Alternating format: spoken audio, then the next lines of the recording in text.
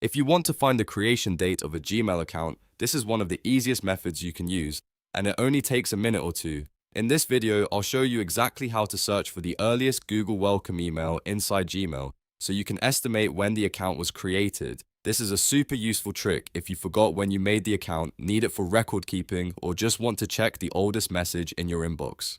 And before we get into it, make sure to hit that like button and subscribe for more simple tech tutorials just like this. Alright, let's jump in. First, open Gmail in your browser by going to mail.google.com and sign in to the account you want to check. Once your inbox loads, we're going to use Gmail's search bar to find the earliest welcome message from Google. In the search bar, type subject:welcome or from Google and press enter.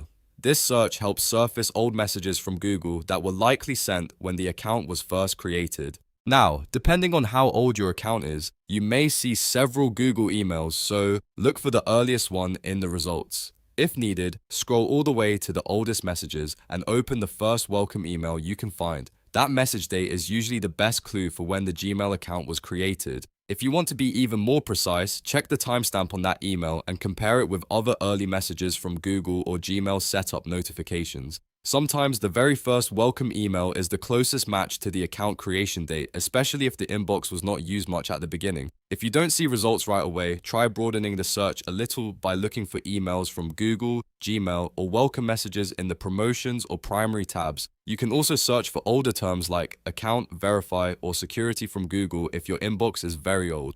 The goal is to locate the oldest Google-related email in the account because that gives you the clearest estimate of when the Gmail account was made. Once you find it, you've effectively found the creation timeframe for the account. And that's it.